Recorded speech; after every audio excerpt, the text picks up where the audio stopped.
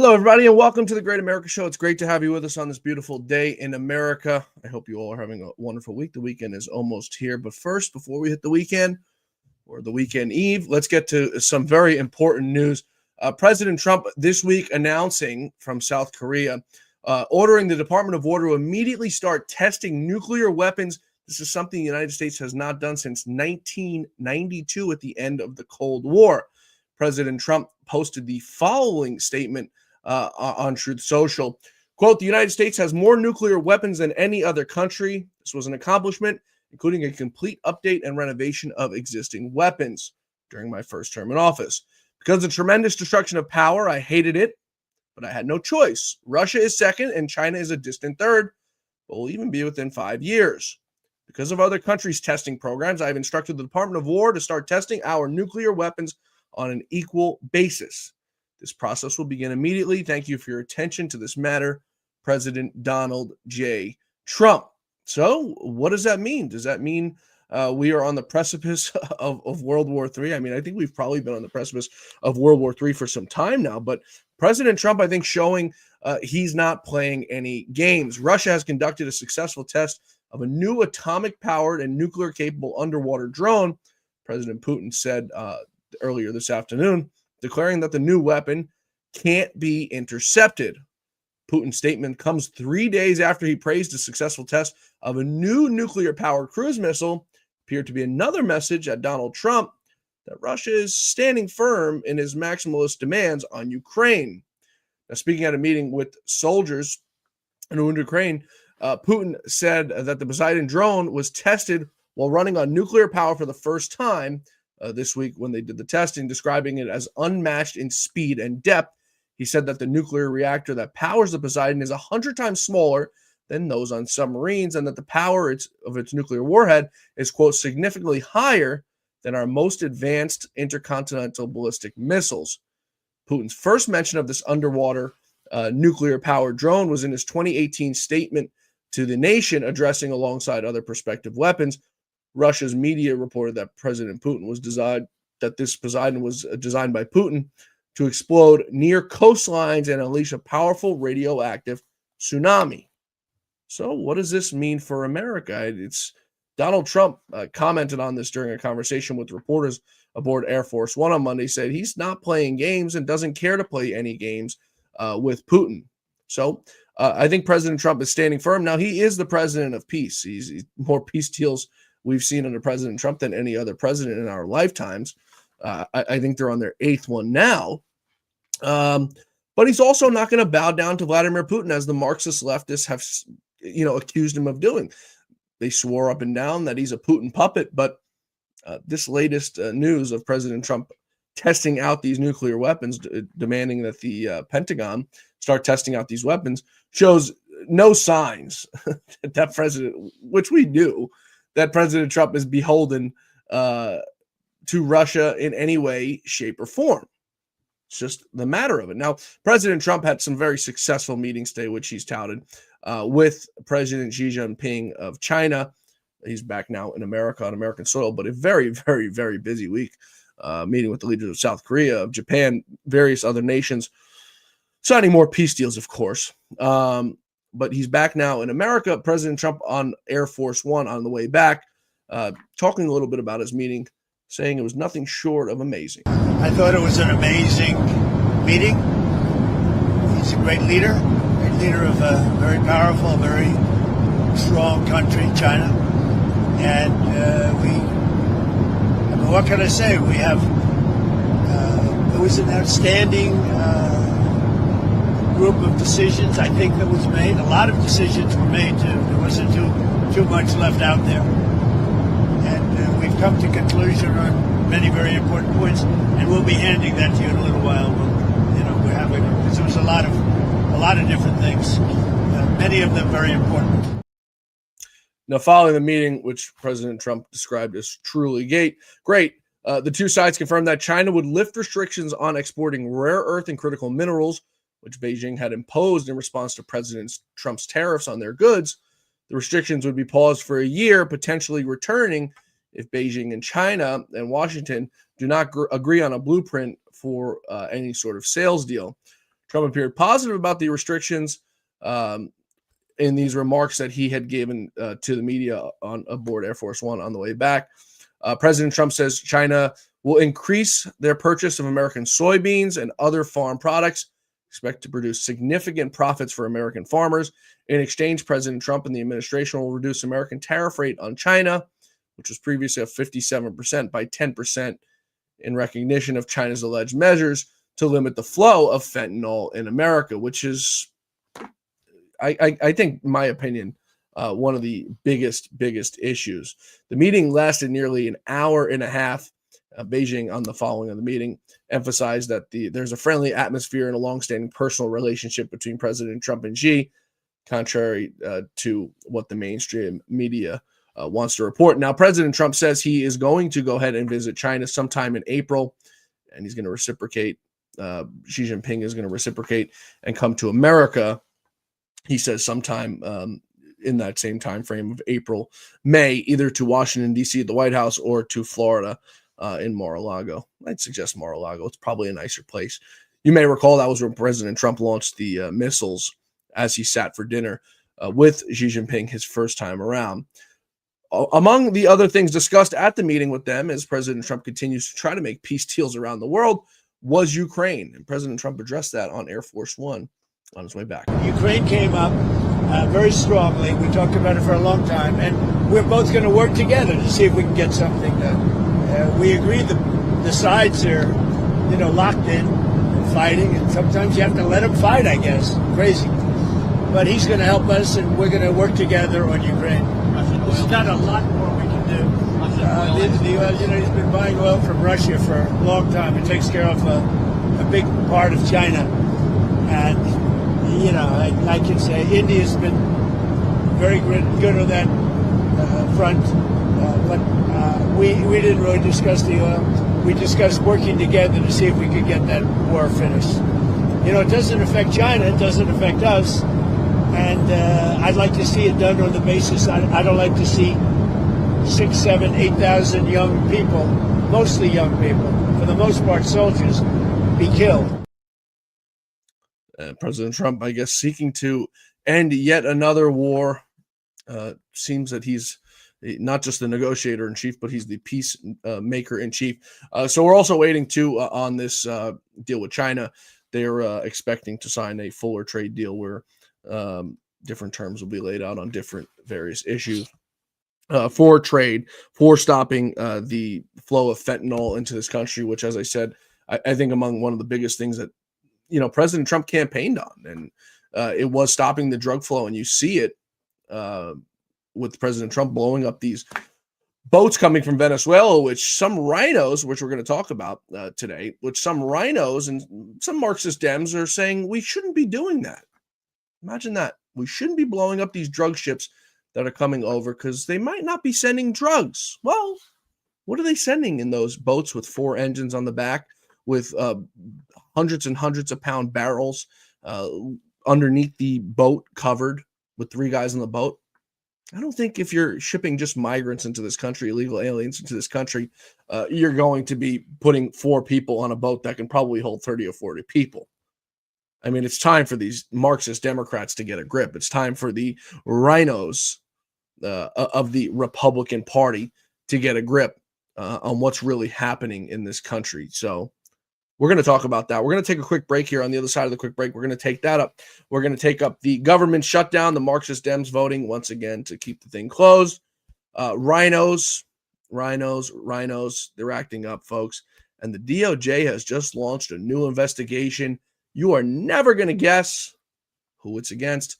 Please stay with us, folks. We're live tonight, so please be sure to let us know where you're tuned in from on the comments. Please be sure to drop your questions and all that good stuff. We'll try to get to it before the end of the show. Please stay with us, folks. We're coming right back. This past year has been one of the hardest in MyPillow's history. It's because of you that we're making it through. My employees and I want to thank you for your continued support by extending our wholesale prices on classic MyPillows. Get standard classic MyPillows only $14.98. I can't believe I'm even saying that. Only $14.98. But it gets even better. Upgrade to a queen size MyPillow for just $18.98. King size only $1 more. Get my body pillows $29.98 and multi-use MyPillows for only $9.98.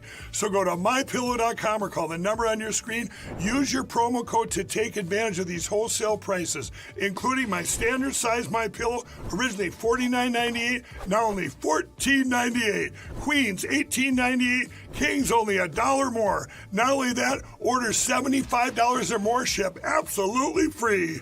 From all of us here at MyPillow, Thanks, everybody, for staying with us. Please, Rumble, YouTube, please be sure to hit that like, subscribe, and follow button, especially YouTube. Smash that like and subscribe and turn on your alerts so you know every time we go live or anytime we upload a new video or any new content on the page. We truly, truly appreciate it, and we thank you, as always, for tuning in. So the RINOs are acting up once again. I guess it's really nothing new, right? We sort of expect it from these Trump deranged people. I think they're worse than Democrats, honestly.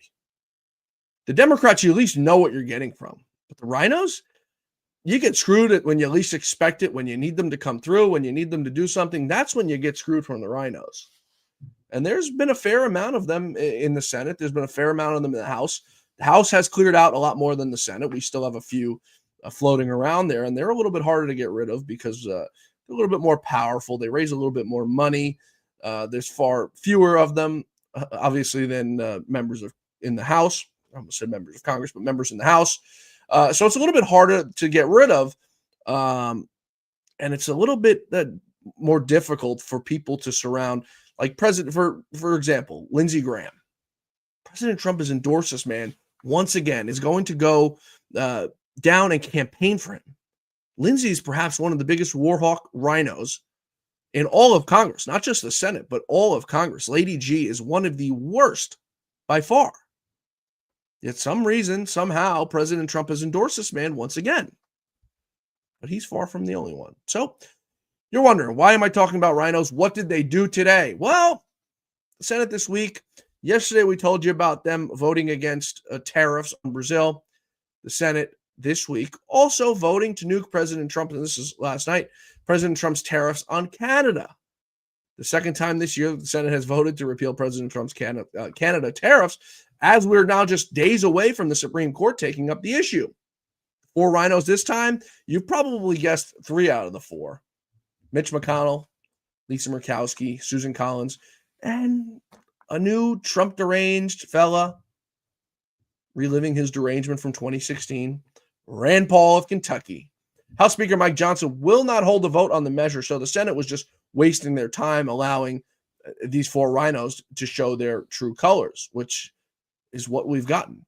President Trump on Saturday increased the tariffs on Canada by 10% over what they're paying now because the government of Ontario decided to play that deceptive Ronald Reagan ad during the World Series, trying to interfere with the Supreme Court's decision, no doubt about it. Spending $75 million on that advertisement to run ads on our airwaves. So they want to interfere. They're going to eat the tariffs. So we'll see what happens with the Supreme Court and what they're going to do with that. But we're keeping our fingers crossed. We're keeping our fingers crossed that the Supreme Court continues to allow President Trump to do his job as they have.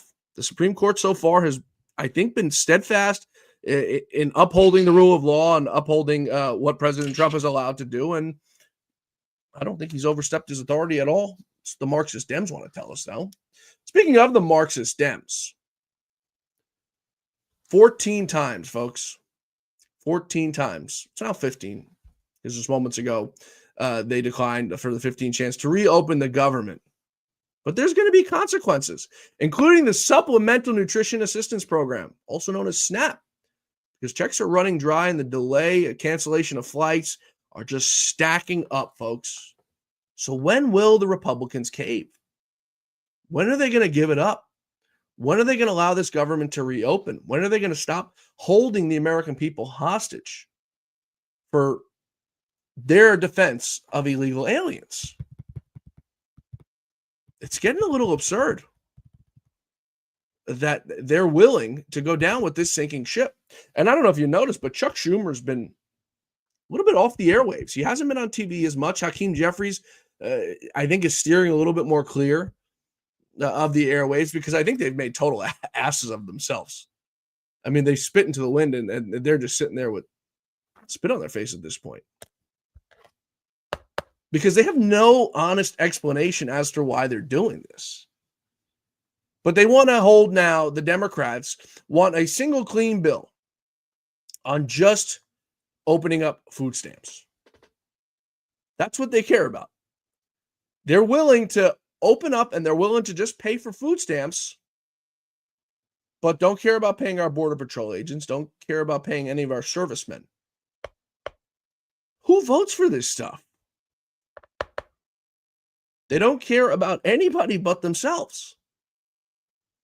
That they're willing to die on this hill and they're willing to die on this sword and come out to the faces of servicemen and troops and Border Patrol agents and any government employee who's not being paid right now, most of them, and say, no, we don't give a damn about you, but let's keep food stamps going in an attempt to try to bribe over and get some voters.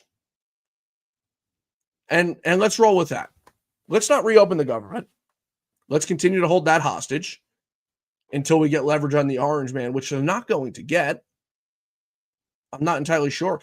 I mean, time and time again, we've shown you for the last, we're in day 30 now, the polling, which shows the Democrats are losing on this issue. And it's only gotten worse. Democrat support, I think we showed you Harry Enton last night from CNN. It's only gotten worse. The American people are blaming the Democrats. And the Democrats are seemingly owning it. I mean, they're not even trying to push off the blame on the Republicans. And they literally have no excuse. They go on these television shows. They look whoever the Marxist host is in the face. And they literally have no response as for why they're keeping this thing shut down. I mean, how do people go out and vote for this now in midterm elections? How do people go out and vote for these people now in our elections next week? I mean, you've got some big elections coming up. You've got Zoran the Moron in New York, which will ostensibly ruin New York City beyond repair, in my opinion. There was a New York Post article yesterday. People are fleeing New York to go to Connecticut. Like they think it's a safe haven there. But this is just a taste of what's going to happen across the country. You got Zoran the Moron in New York. But it's going to continue to happen across the country. Down in Miami, Florida, they've got a self-described radical Marxist socialist running. So New York is just the blueprint for what's to come. And I have Democrats and I have people who reach out to me and they ask me, how do we get to this point? I mean, this is what we've been warning for years. The great Lou Dobbs, many other conservative commentators, that the Democratic Party died, I mean, maybe 10 years ago with Hillary Clinton losing in 2016. That's the old Democratic Party. That's gone. This is morphing has been happening for the last 10 years. The AOC, the Bernie Sanders used to be just a man by himself. But now they have this massive movement that seems to only be getting bigger and worse. So one of two things is going to happen. The Democrats are going to implode on themselves, which I believe is going to happen because they will have caved to the Marxist wing of the party. Or you're going to get some of these Democrats start coming to the right and start coming to the Republicans, which will then still allow the Democratic Party to self-implode. I mean, there's no way out of this. The Democrats, what they're spewing and what they're selling, they obviously know they can't afford this. Free buses, free healthcare, free this, free illegals, free healthcare, free illegals, but not the American people. Not that it should be for the American people either. They obviously know it's unsustainable. So either they get in and they get their way, which eventually they will. Mamdani's going to win in New York and he's going to get his way, and they'll bankrupt the heck out of the thing. And people will wake up to realize, which I don't understand. You've got some of the smartest people living and working in New York. Not to say that other states don't have brilliant people, but you've got financial institutions running out of New York. You have some of the biggest Fortune 500 companies in America running out of New York. And you have these idiots like in the closet backing these people, like shoveling the money under the table. And did they not think it was going to come to this point? I use Jamie Dimon of JP Morgan, most successful banker probably in the history of the world, certainly in America. And him and his wife were, secretly backing Kamala Harris because we couldn't let the orange man in again. I mean, this is a smart man who's clearly just foolish, maybe bullied by his wife. I'm not sure. Talk to Macron about that. But these are smart people who are just caving to, I don't know what, wokeness, the pressure of their colleagues, the pressure of low-level staffers under them. It's like they lack intestinal fortitude to have a mind for themselves. And it's sad that we've gotten into society. I mean, 10 years ago, you didn't see this. You didn't see, maybe a little bit more than 10 years, before pre-Trump, you didn't see Fortune 500 CEOs caving to woke mobs. They looked at them and they laughed at them in their faces like they're losers. Why am I going to listen to someone with blue hair and 6 nose rings and lip piercings everywhere? I mean, but this was 10 years ago, 11 years ago.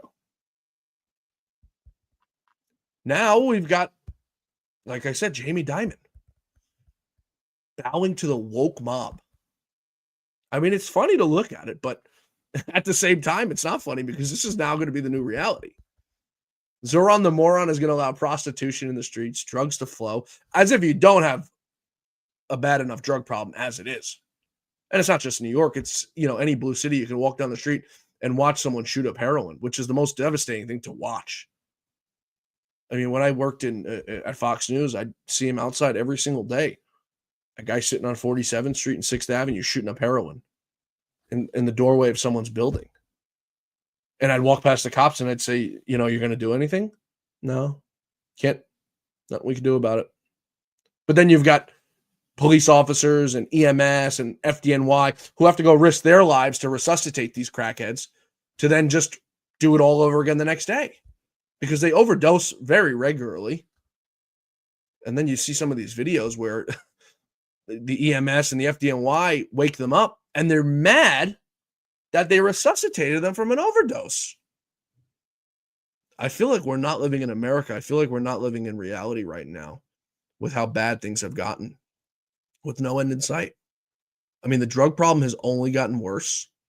Places like Philly and New York with this fentanyl, with this new drug Trank, which is a horse tranquilizer. It's getting really, really, really bad, and it's getting really scary. I want to get to a few of your shout-outs here before we take a quick break. Kelly Song, as always, GY5 from beautiful San Diego. Thanks for making us jealous every day. San Diego is one of the most beautiful places in America. Kelly Song, I'm sorry to be late. I was watching the Trick or Treat with the at the White House for President Trump. I was actually invited to that, and I couldn't get down there. A busy week here, so pretty funny. GY5, how great would it be to see Nancy Pelosi riding a nuclear bomb to its target like in the movie Doctor? That's great. Oh, that's great. Fall Girl, the president looks good today. He's been looking really good. The Democrats are going absolutely insane with the work that he's doing. Can you imagine Chinese President Xi coming to one of our Walmarts as a greeter? No, I can't imagine. I don't think I've ever thought of that either. I think there's a small but concerted effort on the left to forge a civil war via these mechanisms. Yeah, I think you're absolutely right. I mean, they've tried it with Black Lives Matter. They've tried it with Antifa. They've tried it many different outlets. There's no doubt that Barack Obama started the whole. No, I couldn't stand George Bush as a president. Thought he was a terrible president, perhaps one of the worst. with some of the things he did. But the race riots in this country didn't start until after he left office and Barack Hussein came in. So yeah, they've tried so many mechanisms, and we're living through them each and every day. We're living through these little simulations that the Marxist Dems do, where they're trying to incite riots. And a lot of people believe that this whole SNAP benefit run out and food stamp benefit run out is all part of their plan to start mass riots of people in food stores again, which we see some TikTok creators and people on social media saying they're going to do. So, yeah, I think you're absolutely right, Strafer, that we're living through their simulations every single day. Don't understand how people have been voting for them since Clinton. Yeah, nobody understands. I feel bad for John living in New York City. I mean, there's nothing to feel bad for me about it. I'm a glutton of my own punishment. It is what it is. And luckily, I have the freedom to get up and leave whenever I want to. But I don't, I think we'll wait and see how bad it really gets. And I tell everybody, go out, get your gun permit, get your concealed carry permit, buy a gun, carry a gun, keep a gun at home, and always be ready for what can possibly happen. Always protect yourself and always be ready to protect those around you and loved ones around you. That's the best advice anyone's ever given to me. And, for every day of my adult life since turning 18, almost every day I've carried a gun. So it's the best advice that I can give anyone. Get out while you can, John.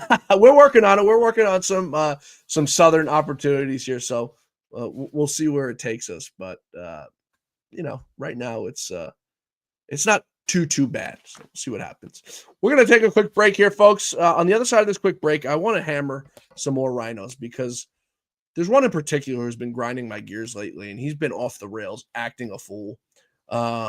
So I want to give him some airtime and call him out on his absolute stupidity. Also, the Department of Justice opening a new investigation. You're never going to believe who it's against. It's a new entity, but a really old one from the past. We're coming right back on the Great America Show. Please stay with us. Just like all of you, I had problems sleeping. I had tried every pillow out there and nothing worked. I'd flip-flop all night, use my arm for support, and fall asleep, or I'd wake up with a sore neck or maybe a headache. Well, quality sleep comes from keeping your neck straight at night. You have to fill in that space between your head and your bed. That's why I invented My Pillow. My Pillow's patented fill adjusts to your exact individual needs, and it doesn't matter if you sleep on your back, stomach, side, or any combination of all three. When I got My Pillow, I'm asleep almost immediately. I stay asleep at night, and I wake up more well-rested in the morning. So go to MyPillow.com or call the number on your screen. Use your promo code to get Classic King My Pillows for only $19.98. Queen size just $18.98. Standard Classic My Pillows only $14.98. That's right, only $14.98. Plus all orders $75 or more ship absolutely free. Thanks, everybody, for staying with us here on the Great America Show. As always, we appreciate you tuning in live anytime we do a live episode, and we appreciate your questions, your comments, your concerns, your shout-outs, and even the hate from the haters sometimes we get. It's not too much, it's not too often, but we put it up there for the rest of the people to see because we don't shy away from it. So, the Pentagon announcing this week they've killed 4 more terrorists. They blew up another narco-trafficking vessel, killing 4 terrorists in the Eastern Pacific. It's a 14th strike on a drug boat since last month. As Donald Trump often says, don't F with America.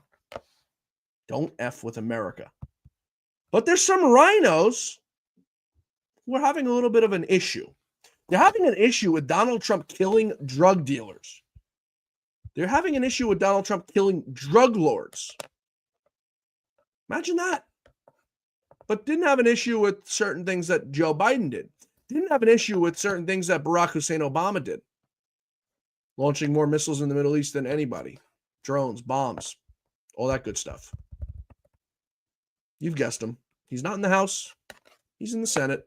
And he's got Trump derangement syndrome like I've never seen before. Rand Paul. Yep. He is a total fool, a total RINO. And he's upset Number one, that we're blowing up these drug vessels. And he wants to know why, when we blow them up, we're not taking the survivors. When we blow up these drug boats, you've all seen the videos. We're going to roll a few in a second here. Why we're not taking the survivors? Who is surviving that, Rand? Take a listen to him on, it's a little bit long, but I think it tells you the path that Rand Paul is going down. Take a listen to him on Newsmax last night with Rob Schmidt. Senator Rand Paul calls these strikes akin to what China or Iran does to drug dealers, and the senator joins us now to talk more about all this. It's good to have you back on. I kind of like them blowing up drug boats. I think they're pretty sure what they got and what they're doing here, and I think anything that can stop the tens of thousands of Americans that are dying every year, it's a message. And I know that you're going to say a lot of the fentanyl's not coming out of Venezuela, but I also think it's a message worldwide that we're going to cut down on drugs and all this nonsense. Talk about that, and also talk about what we're doing in Venezuela and your thoughts on it. Well, our normal way that we interdict drugs is that we board ships and we find out if they have drugs on them. It's interesting that as the boats have been exploded and as we've used this deadly force, when there are survivors, we don't try them for drug crimes, or we don't even keep them. We've been sending them back. So we repatriated last week somebody to Colombia and somebody to Ecuador. So you would think that when there are survivors that they would be tried for a drug crime. You would think we would be hearing evidence that they're collecting drugs that are floating around in the water afterwards. You'd think we'd hear evidence that the people were armed. So we don't know their names. We have no evidence of who they are other than an accusation that they are drug dealers.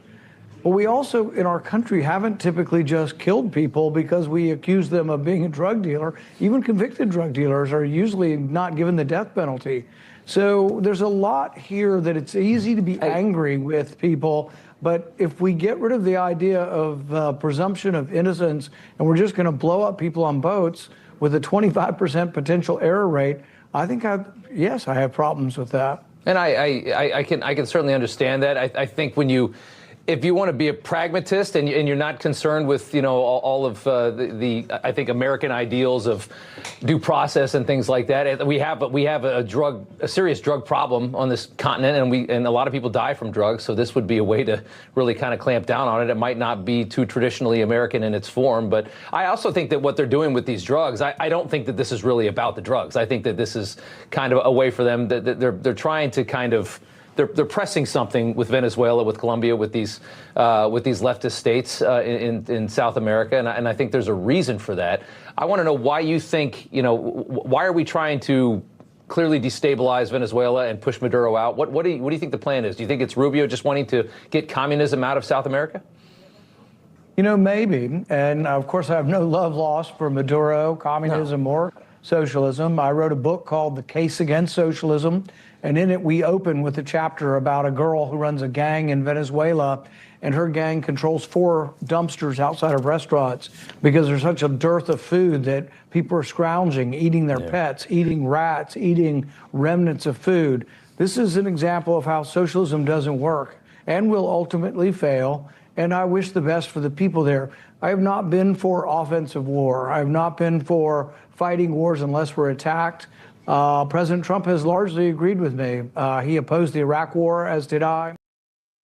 This is the same man who was on Obama's side for launching drone missiles against anybody with the towel on their head in the Middle East. Is this guy serious? I don't know what has gotten into him. I think his boyfriend, Thomas Massey, probably has something to do with it, who's probably destined to lose because of his weird obsession with President Trump. But I mean, it's just scary to think that this man who's a libertarian, and libertarian is in most cases just a guise for a liberal hiding in a conservative's body. The great Lou Dobbs used to joke around that libertarians is a mental disease, because it's what they hide behind. I mean, they're pretty much. Him and Bernie Sanders, I think, are probably pretty close on the political spectrum. But this is what we're dealing with now. We're dealing with guys like Rand Paul, who thinks he's got Donald Trump by the cojones, and he doesn't. He knows that. Rand Paul's a beta boy, and he knows that. But this is what we're dealing with now. We got a surprise for you tonight, folks. It wasn't expected, but in the last 5 minutes, I made an executive decision to bring in a good friend of mine for his second time this week, Mr. Mark Baljeet Mitchell. Mark. Wait, what? Oh, I think that was your middle name. Just here doing work, tweeting about Israel. What What says you come on. about Rand Paul? What's up this guy's rear end, Mark? What's up his tuchus that he's so Trump deranged that he wants us to recover the bodies from these blown up vessels and charge them with crimes. He says there's a 25% error rate on blowing up these drug dealers. What does he want us to do? Does he want us to get to America and then use our resources on the ground here? I think we are kind of like past the time where we can look at principles like this. And listen, I believe in the Constitution. I believe that we have constitutionally protected natural rights from God, but those apply to American citizens. I think the idea that like when a country is, listen, if Venezuela cared, they would not be allowing these people to do this. They would be working with us. They would be blaming us. And what do we hear? Absolutely nothing. And the Libertarian Party, in my opinion, is just a complete joke. First off, they're completely irrelevant. They are leftists. They've been taking over. The amount of turnout they get is going down and down and down. And that's because people are past the idea of just ideological principles. They want action. And what happens on the right is that everybody always comes up with a nice principled reason to grind everything to a halt. And I don't think it's any different with Rand Paul or Thomas Massie. And what the Republicans need right now is a solid rank of people who are going to be America first and economic populist. And we don't have that. We're not going to have that. And it's going to be bad.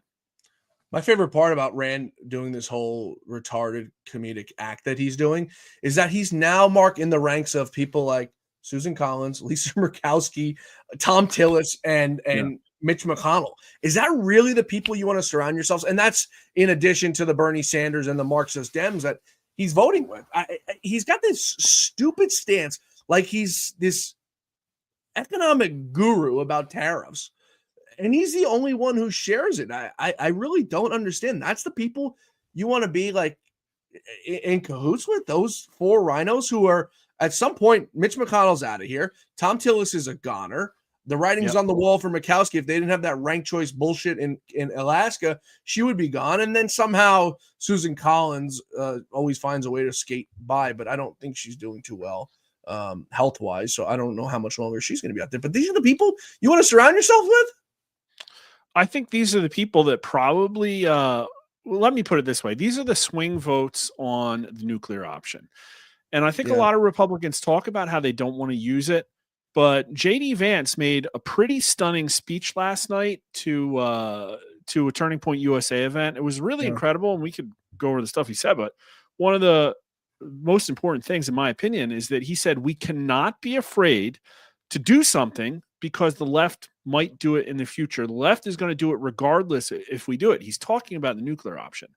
And Thune kind of changed his tone a little bit. I think about 2 weeks ago, he came out and said to Politico that essentially we don't have the votes. That doesn't mean they don't want to do it. That means that Murkowski and Collins and Mitch McConnell and these people are not letting them do it.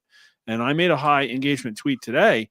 We're past, tea time in the 119th Congress. We're past tea time in the Senate. They need to play smash mouth, hardball.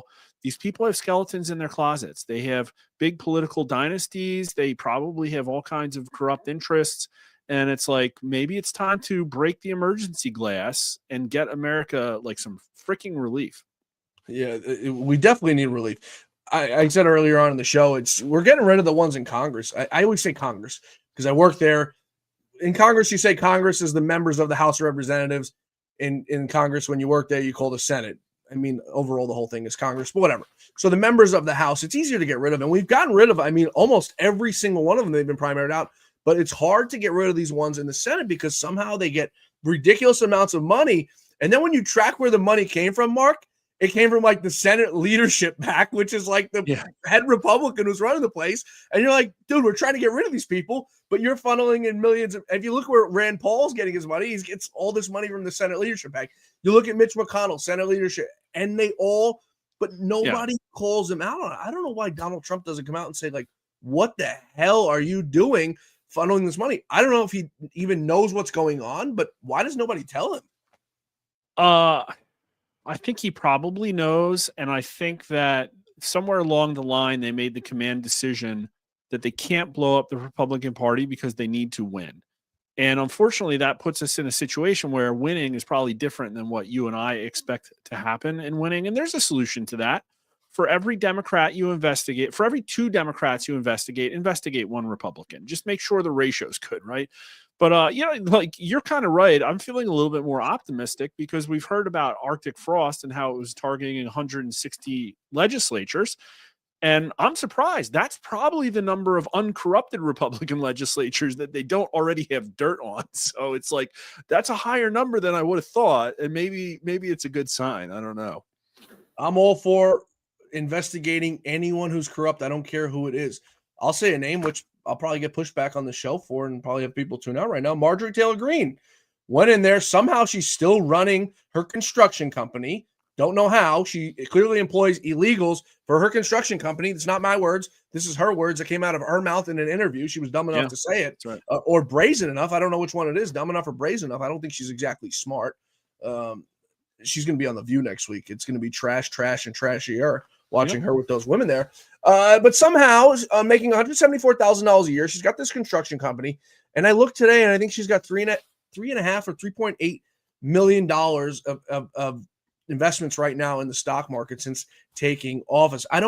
The math just doesn't make sense for me. $174,000 after taxes is something, if you live in Georgia, maybe somewhere on the round of $110,000 a year. She's got kids. She's got a house that she pays for. How do you have $3.8 million in investments? Some people say $20 million because that's her valuation with her construction company. The number I saw was, I think, $3.8 million in investments. I don't care if it's left or right. I want them all investigated because we're not doing that. We're not making that money. If that's how you want to play, that's fine. Share the damn information with all of us and let us all make the money.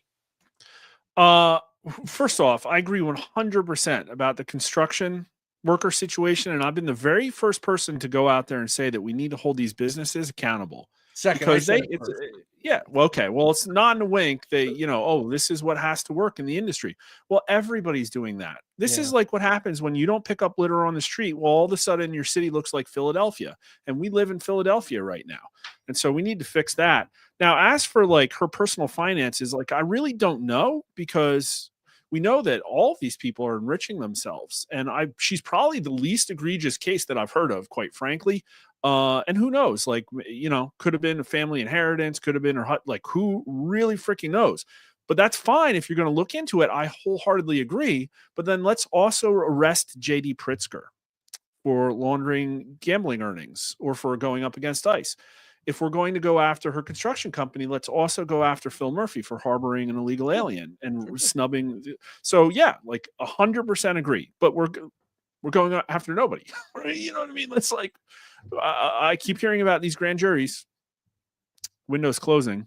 Yeah, we may be facing the purge tomorrow, John. It's 2 more days, right? This weekend. Yeah, where people just walk in and steal all of Walmart. we spoke about that earlier on in the show. Not just there's certain things that are being investigated. It's whatever Pam Bondi wants to call. This is the latest one tonight, Mark, out of the Associated Press.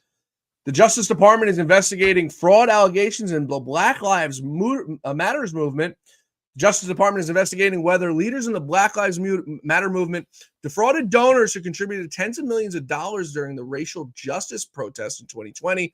According to multiple people familiar with this matter, in the recent weeks, federal law enforcement officials have issued subpoenas for at least one search warrant as part of an investigation in the Black Lives Matter global network. So nice that they're doing it. This should have happened long ago. We all heard the stories about Black Lives Matter enriching themselves, buying houses and things like that. Is this Pam Bondi?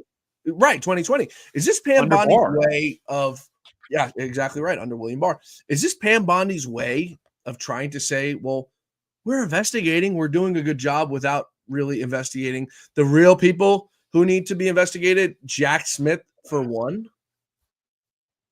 We have a list of probably about 500 items now that we need accountability for.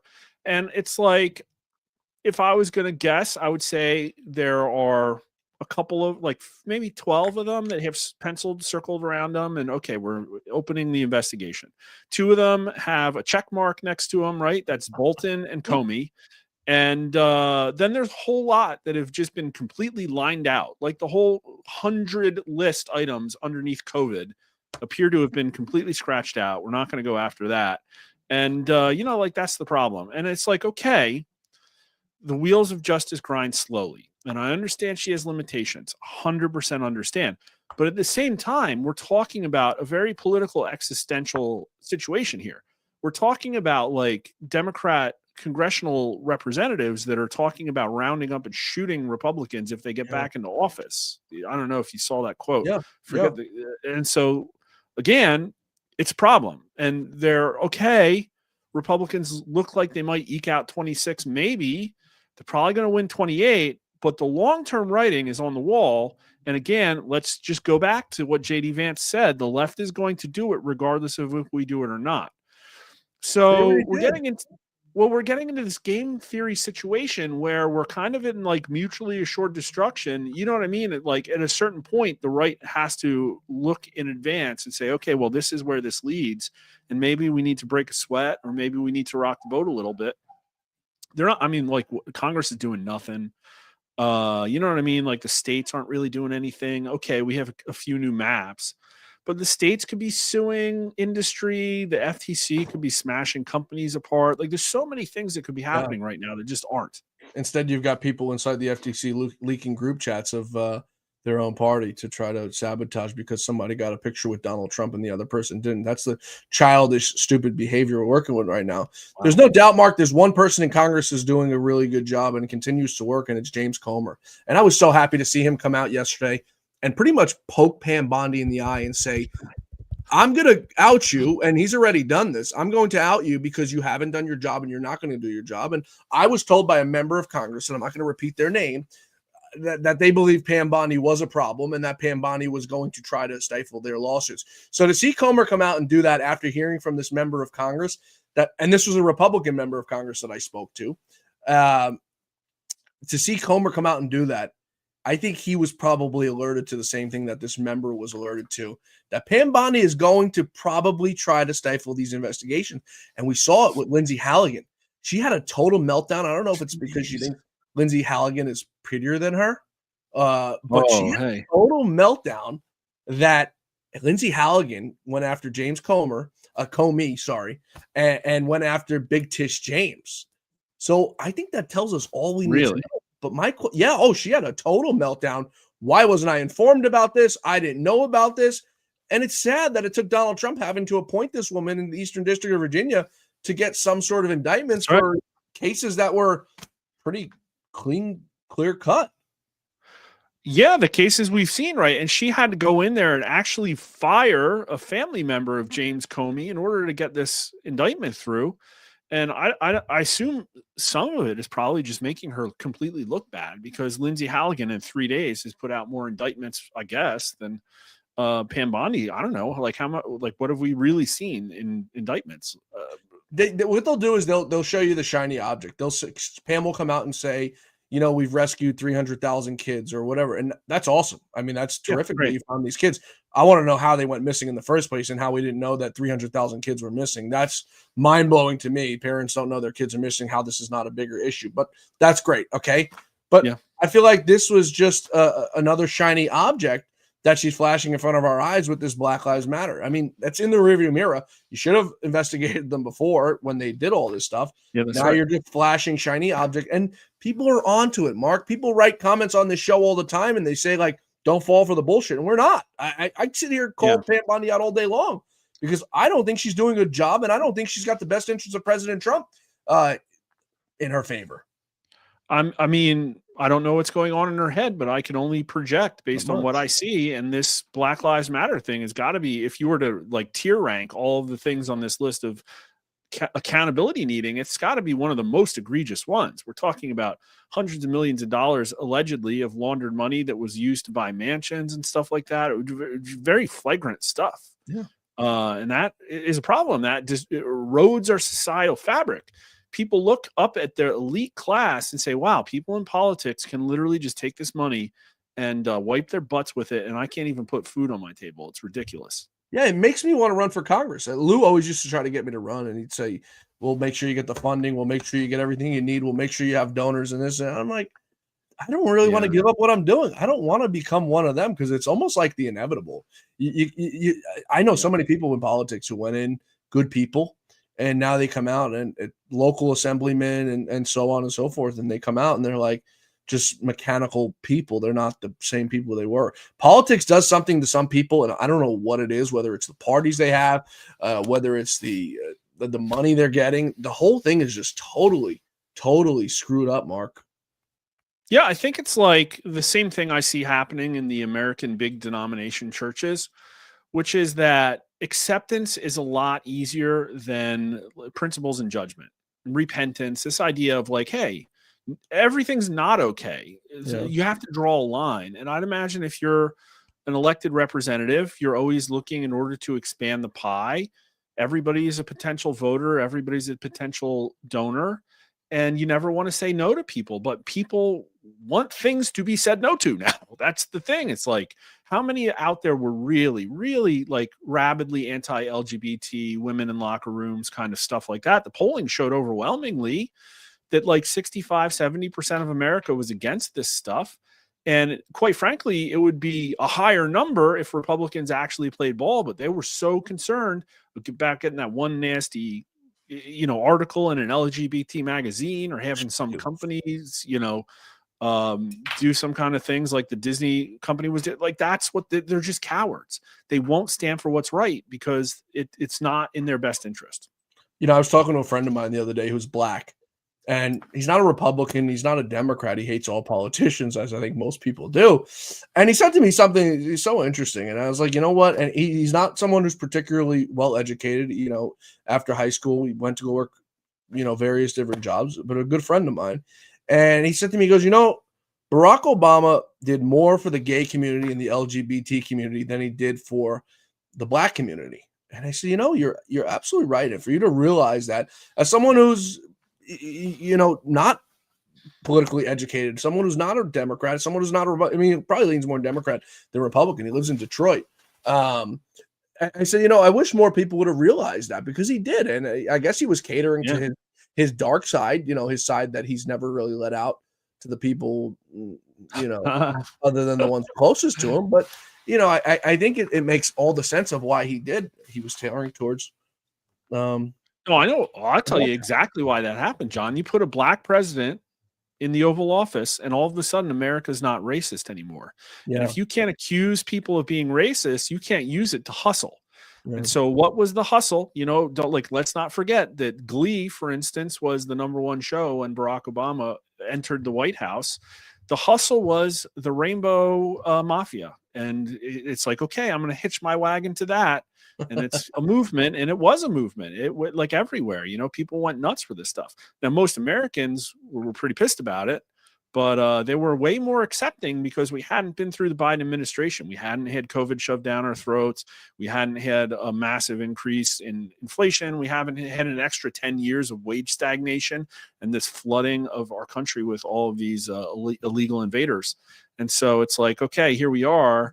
And now there's blowback. Like, obviously, America's moving the other direction on this stuff. But I don't know if you saw yesterday. You obviously know who Megyn Kelly is. Don Lemon came out, washed up CNN anchor, who happens to be part of the LGBT community, so he gets away with whatever he wants with no repercussions. He comes out and he said that Megyn Kelly, who I think is very pretty for an older woman, I don't mean older woman, but a woman, in her 50s, comes out and says she looks like she's a transgender.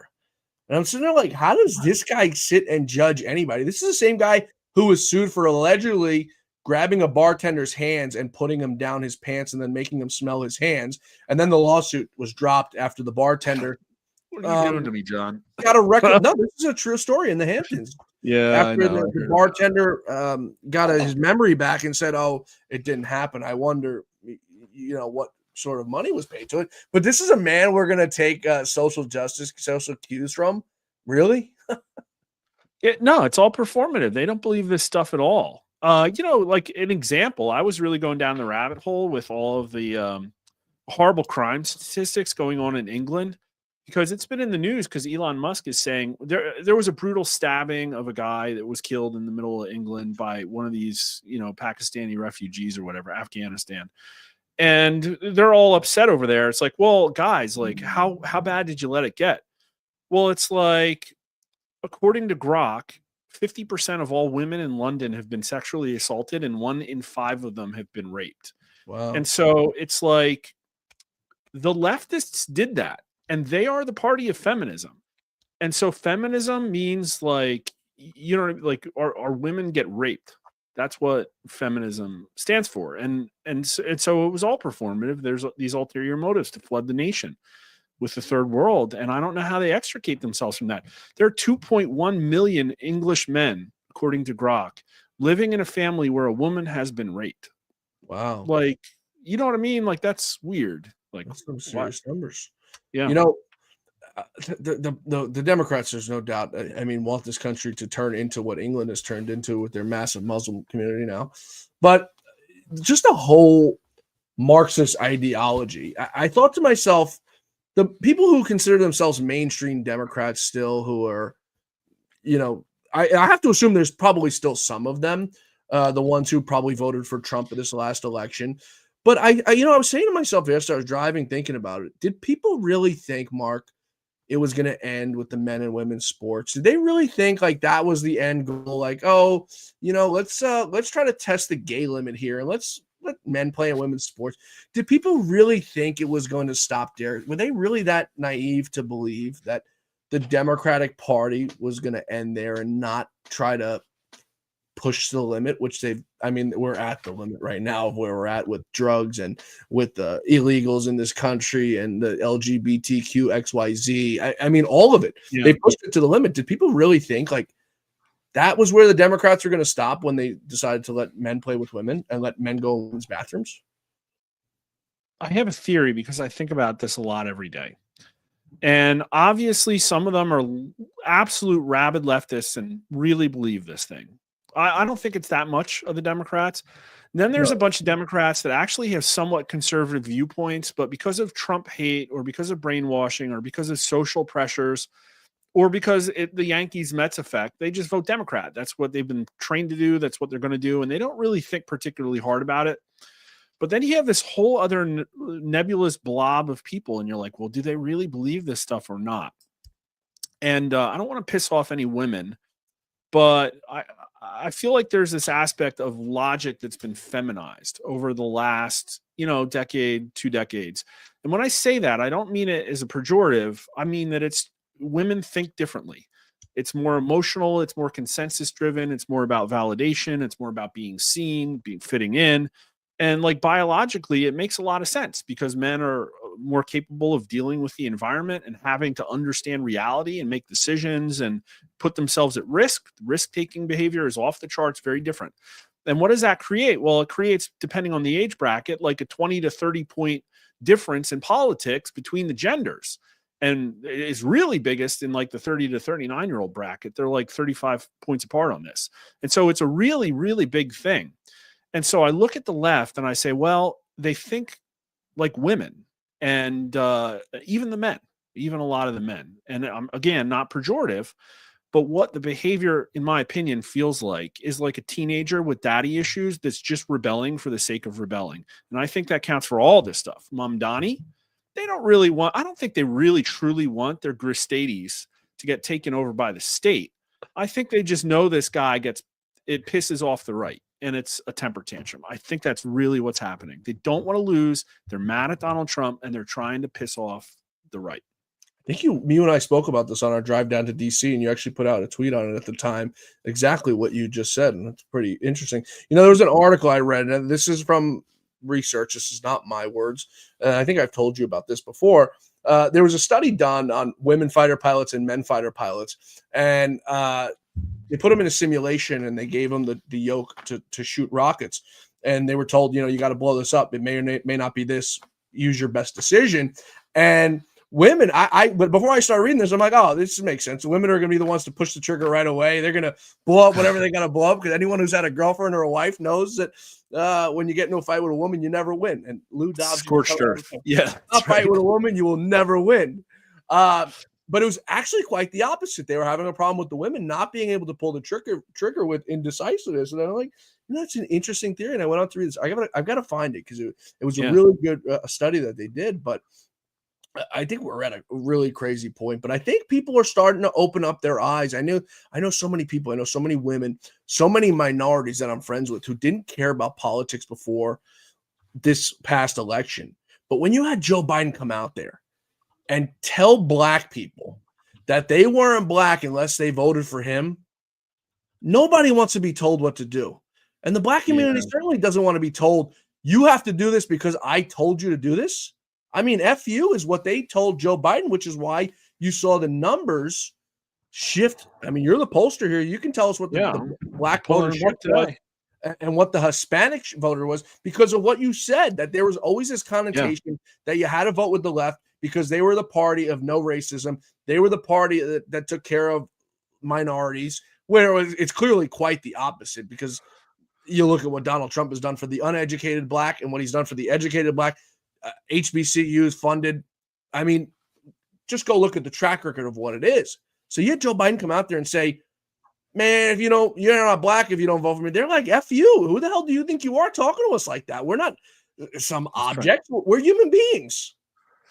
Yeah, we track this a lot. And I think the biggest bump that Donald Trump approval got among black voters, I think where it really started to change was when they indicted him, which was kind of blowback. And, the problem with the industry is it relies so much on exit polling, and exit polling is just more polling, and it's done by mainstream media pollsters. And so I think they understate the level of actual Trump support among black voters. But this entire cycle, I've had him between 30 and 45 roughly percent. There was a couple times where he got to 50% job approval rating among black voters. It's 32% today. And this is like 2 days away from SNAP benefits being potentially removed. And 1 in 4 black women in the country are on SNAP benefits. That's down quite a bit. And he's roughly at parity with Hispanic voters. Hispanic voters are his best people. And the Democrats just a year ago would have said, well, we're flooding the country with illegal immigrants because the Hispanic voters want that. No, they don't. They absolutely do not. And they wouldn't even look at the freaking polling. I've known that for years, that they're mad at the illegals. And, so. I mean, the illegals are the biggest threat to the African American and to the Spanish communities. So they've opened up their eyes to realize that this is, and I'm so happy. I think it was a great moment for America when people opened up their eyes to say that these people are playing us like fiddles. These people they don't give a damn about us.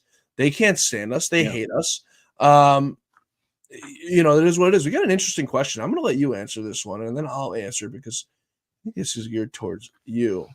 From Johan, UFC. The real question plaguing Britain is not left versus right. It's instead, are you pro-Britain or pro-Israel?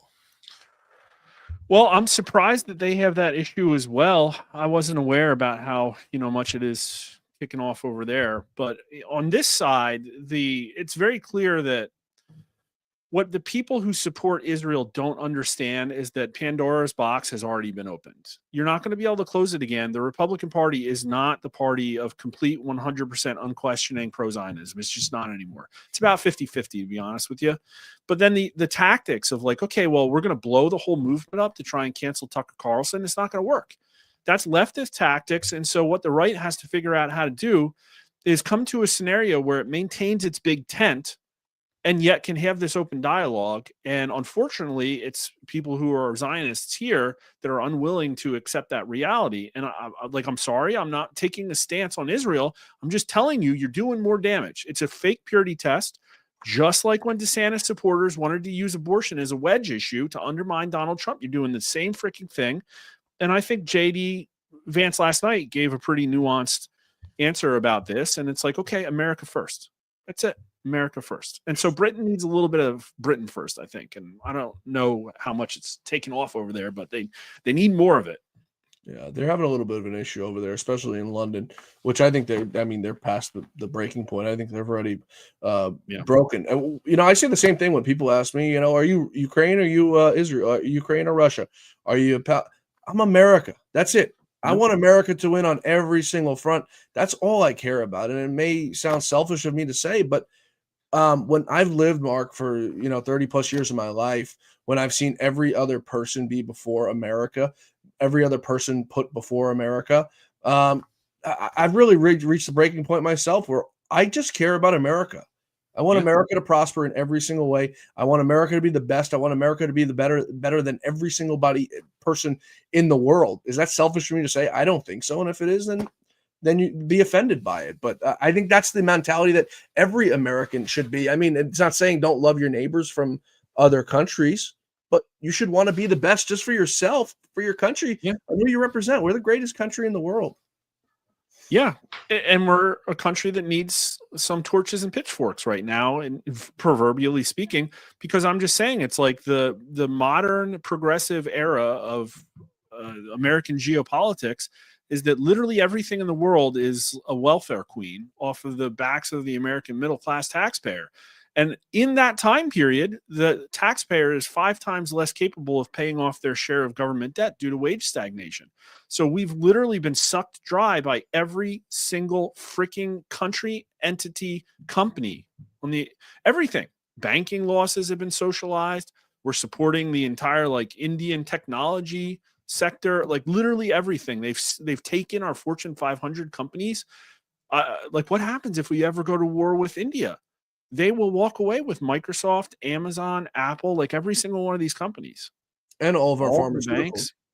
Yeah. That's the other thing nobody talks about is that you have, I think it's 85 to 90% of our pharmaceuticals being produced in India, China, and other countries. Those are just the 2 biggest ones. And nobody asks the question. They're always like, oh, Donald Trump wants to put tariffs on these.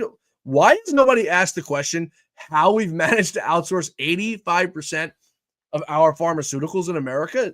Is it me, or is that an outlandish question? Yeah.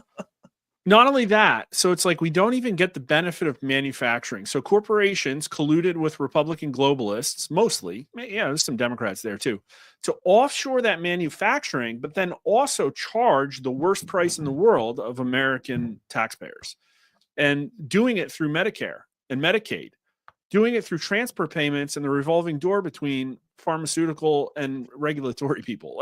It's when you really describe it that way, it's the most perverse way it's set up. Literally everything is maximally perverse and rent-seeking to screw over taxpayers. It all is. Yeah. Mark, before we wrap up, as always, a delight, and I'm glad you joined us tonight to get in a little conversation on the show. You and I could speak for hours, but unfortunately it's Thursday night and there's football on, and I've got to prepare for football. I want to get your take as a New Jersey fella. I don't know if we'll talk before the election, but there's new polling out. I'm not sure what the outlet is, but it was out from a pretty reputable polling outlet that's got Jack Ciattarelli only behind by 1 point behind Mickey Sherrill in New Jersey. I mean, is this real? And what's your take if we don't get to talk before the election on how this plays out? So I haven't been able to completely devote myself to polling this thing. I polled it a couple of weeks ago, and I had Jack down 6 points. What was your margin of error on it? Plus or minus 3. So not having Jack. So not having Jack winning. And it's okay, Donald Trump was down 6 in a presidential turnout. This is only going to be 60% of the 2024 turnout. It's going to be down lower. And it all depends on who turns out and whether they're pissed off or not, because there's a really big difference between whether you're looking at all likely voters or just very likely voters. So Jack's only down, I looked at some early data. Jack's only down by maybe a point or 2 among very likely voters. And he's doing a lot worse when you look at a whole bunch of people like, maybe I'm not going to turn out. So it all comes down to turnout. And I don't know if he's going to win or not. I would say the probability is probably no, which makes sense because the Democrats have expanded mail-in ballots. They've expanded in early in-person voting. they've had a lot of time since 2021 when, quite frankly, it was a low turnout election because people were pissed off at Murphy. So I think that was kind of like the high water mark for Republicans in New Jersey. And if Republicans lose, I will 100% guarantee you that the reason is because everybody's conflating with Republicans and Trump, but they're not the same thing, as we all are being abundantly clear. And so I don't think the Republican Party really has a pitch or message specifically for blue state young people, because if the under 40 voters were not voting in New Jersey, Jack Ciattarelli would win pretty easily, I think. And I think the same story is true in Virginia as well. And so this just reinforces the message I've been saying over and over again to the Republican Party: change or die. And look what happened with Tucker Carlson and Nick Fuentes. That's a really good idea, like a good explanation that you don't understand the new politics, you don't have an answer for it, and you have to adapt or die. Yeah, the thing that's different about New Jersey, which I don't know, a lot of people don't talk about, is, which is why I'm not so mad that Donald Trump didn't go there on rallies. Jack Ciattarelli has outperformed Trump in New Jersey every single election. So, was it Donald Trump's fault that he's not going to win? No, I don't know what the reason is, but New Jersey's one of those weird places like New York where a Donald Trump endorsement doesn't help you. I think it hurts you. And Donald Trump, I think, is part of him. He loves winning. He hates losing. It's taken him a long time to realize that. It's not him. It's the electorate and the people that, are there. Most of them are, middle of the road Democrats who, don't like his rhetoric or whatever the hell their stupid reasoning is, and they can't get themselves around it. So, I don't think it's a Donald Trump issue here in New Jersey, as I'm sure the mainstream media is going to try to paint it that Donald Trump has lost it for him. Yeah, ultimately, I wonder how much of that advantage that Ciattarelli had was because in these off-cycle elections, it's not even like a midterm. You know what I mean?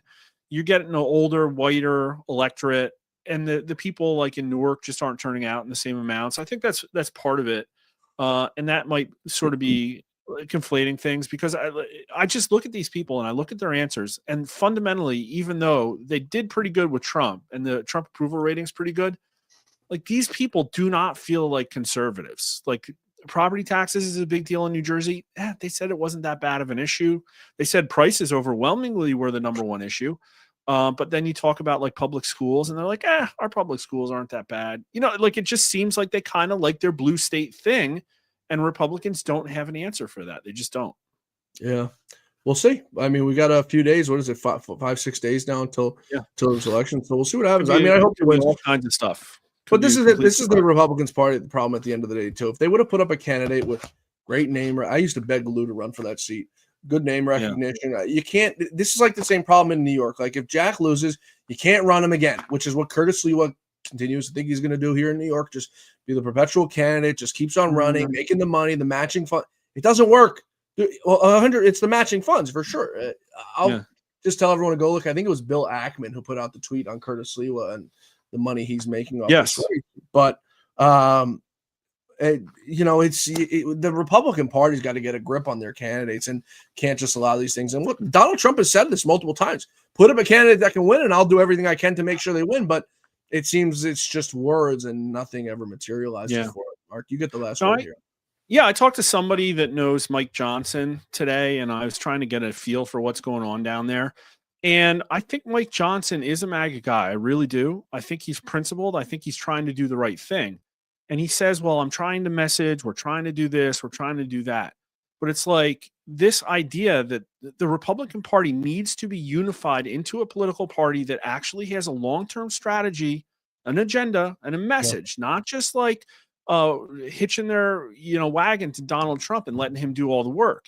And I don't know how that happens, but it hasn't happened yet, and it needs to happen really, really freaking fast, because people, when they get to this level of discomfort and unhappiness, and when they've tried free market capitalism and it hasn't really worked for them, and the corporatists are running everything, you're going to get your Democrat socialists. That's just where it's going. Yeah, you're absolutely right. I want to end on a high note, as I like to. I like to go after Rosie. No, I like to go after Rosie O'Donnell on the show, and I think the audience likes it. She's got me blocked on Twitter still, so I'm going to have a beef with her until she unblocks me on Twitter. But Rosie O'Donnell's asking for prayers, folks, and it's not because she's got a festering pustule on her lip that she always has. She's asking prayers for her daughter, anti-Trump leftist, of course. She violated her probation on a drug case, and now she's going to jail. Mark, the apple doesn't fall far from the tree. Where do you see this? I'm looking at her Twitter. She's not. Where is this? Is she on Blue Cry doing this? Rosie, I think Yeah. she put out a TikTok video. Oh, okay. She's Well, big on the TikTok. She likes showing her face, which if I had what's symbolized, I'm not going to assume here. If I what symbolized would be a wound from a herpes, I wouldn't show my face anywhere on camera, at least for the time being while I had it. well, that's the only way you can tell her and Keith Olbermann apart. Oh, you know what? Let's take this. You're absolutely right. Or her and Mark Cuban. How would I get your? We got another question. I'll let you answer this one too. Okay, Here sure. we go. Because this is an interesting question. Just a question. Yes, we'll take your question. What is your counter to communism? Because free market capitalism clearly doesn't work. This is a question right up your alley because you talk about this all the time. Again, fourth turning, right? Like all the institutions have failed. So obviously capitalism has failed too. There's nobody with integrity leading us right now on average, right? Mm-hmm. And cultures change. And I've seen it inside companies. You've seen it on sports teams. You'll have like a team that just doesn't work together. It doesn't click, nothing, everybody's disgruntled. They're all pissed at each other. And then something happens and all of a sudden, like everybody's doing their best. They all work together. And history tells us that is going to happen because it's happened many times in Western history before. And I don't know who's going to be the leaders that help that happen or what is going to be the spark or the trigger, but it's coming. And when we have a government that is run by people like that, they are going to put the correct inhibitors on capitalism. They're going to sue the companies. They're going to undermine it. Like they will do the right things in order to make free market capitalism work. And, I think it's coming really, really, really soon. And I don't think we're going to get to communism in the country. I just don't see it all taking over because of how many guns we have and how angry people are going to get. But what I'm afraid of is the Democrats are going to get into power and they're going to try and up the temperature of the pot of boiling water that the frog is in. And that puts us in a different situation. You know what I mean? And I don't want to see that, but that's probably what's going to happen. You and these analogies are brilliant. No, I don't think I'll agree and disagree with you there on that, but I think I overwhelmingly agree with you. I don't think we'll get to communism as a whole in America, but we're definitely going to get to communism in certain sectors. We're going to see it in 5 days, 6, whatever the hell the number is. I can't keep a track of my days, but we're going to see it here in just a few days in New York. So we're definitely going to see sectors and hot spots, we'll call them. Around America where communism, and we'll let them be the test dummy. I mean, let America be the first test. Let New York be the first test dummy on a true socialist running a city or a governor. I mean, right now, no, we don't have any governors who are true socialist, communist, Marxist. You got pretty close to it with Gavin Newsom and skinny JB Pritzker, but you'll get a no really try it, John, though, because it's going to be propped up by all of us. You know what I mean? It's like New York's got these major companies that are headquartered there. There's going to be federal funding. They have all of the largesse of people that have private. But what is the federal jobs. funding? We get rogue judges, Mark, all day long who say Donald Trump can't withhold federal funding because of whatever reason they say. So what does that really matter? They're still going to get their federal funding. We still see illegals being housed in hotels in New York City. We still see illegals going to schools with your children, not particularly your children, but children. We still see them using the same hospitals. So, I mean, what can they really do? What's going to happen is, well, here's what I'm saying, is that Mamdani is going to do socialist and communist style stuff. I don't know how bad, but he will do those things. But we won't see socialism fail because it's still being propped up by capitalism. That's the thing. You know what I mean? Like, we're not going to have the catharsis of watching New York burn under a communist or socialist because it's in their best incentive to try and make it look like it works so they can win 2028. That's what I'm afraid the playbook is. Yeah, but you don't think corporations will come out and say, like, this is unsustainable. We can't be here. We're leaving. We're going to Florida. We're going to South Carolina. We're going to Texas. I mean, we've seen it during COVID, which was just a small, I think COVID pales in comparison to what could possibly happen. I'm not sure if it's going to happen, but it certainly looks like it's going to. But I think what happened during COVID pales in comparison to what could really happen in a place like New York. Yeah, I wonder if any banking sector individual yet in leadership has said anything about Mamdani, and I bet you the answer is no. I think Jamie Dimon has come out and said, and I hammered JD tonight, JD, Jamie Dimon tonight because he's just this guy's just a two-faced nitwit with his politics. I think he came out and said it, but you know what? You've got Bank of America with what's that little fellow who runs Bank of America? It slipped my name. It slipped my tongue. The same ideological mush that means nothing in the real world. And he tied this broader frustration with Democrats, calling some idiots with big hearts and little brains in July.